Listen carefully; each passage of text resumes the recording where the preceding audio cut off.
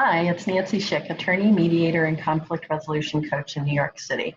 My goal is to keep you out of court and build your conflict resolution skills. The big one, right, that a lot of people have been asking themselves and even had the courage to come and talk to me about a question that sometimes keeps them up at night, right, is, am I a racist? As in, am I personally, are you a racist? And I've dealt with this in the context of, is your loved one a racist?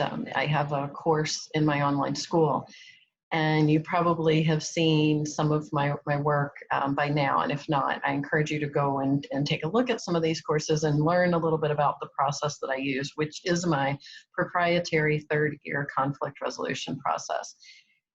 And what we get into with that is we first make 7 choices to get connected to where we are around a conflict. And that's what we would first do with this concern that you might be a racist. I've seen some things in myself over my lifetime that I've been blogging about and sharing, where I recognize that I had these implicit biases, implicit meaning hidden. So it's not like I was aware of them and acted on them. And I think that's where a lot of people are. So I want to give you the 3 tips, and I encourage you to go and click the link in the video notes to the online course about your loved one and a racist. And I think you'll see that the tools are very relevant and similar. So you can use that free course to walk through this on your own concerns. But first, you want to forgive yourself, right?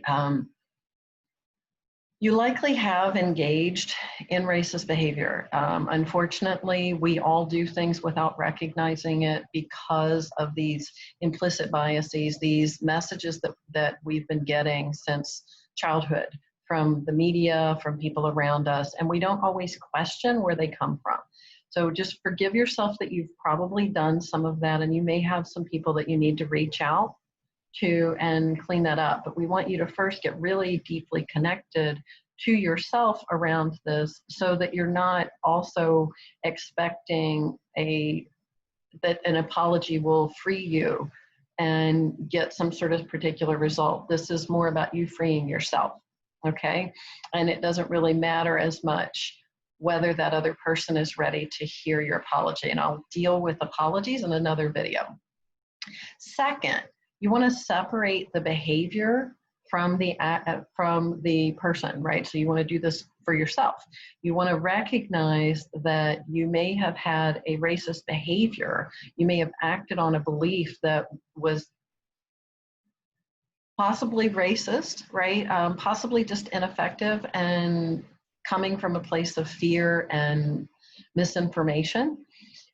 But if you label yourself a racist and just start feeling like a terrible person, you're going to find that it's not as actionable, right? Because if you think that you can't change it, unlike behavior, right, which can be changed, you're less likely to have the courage to do something about it. So a lot of people will just go down that rabbit hole, hide from people, try to cover up what they think is the evil, terrible parts of themselves. And so I want you to just get really clear that you're human.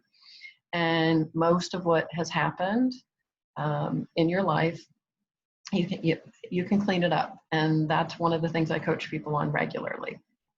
Third, we want to create the future, like a new future, no matter what you've done in the past. And that may be that you need to apologize. It may be that you need to do a little bit more learning about racism, the implicit biases, these ineffective stereotypes that have been completely unfair and that you've been acting on. You may need to request help, and that's okay too. So again, I'm going to put the link to the free course about your loved one and a racist. And I do think you'll see that by walking through the 7 choices and then taking 5 actions later, right, once you're deeply connected to your own experience, then you'll find that you can have a much more powerful relationship with people that seem different and that maybe you weren't so fair to. You're not a terrible person. I still believe in you, and we will get through this. So in the meantime, keep listening with your third ear for those hurts you can heal, including in yourself.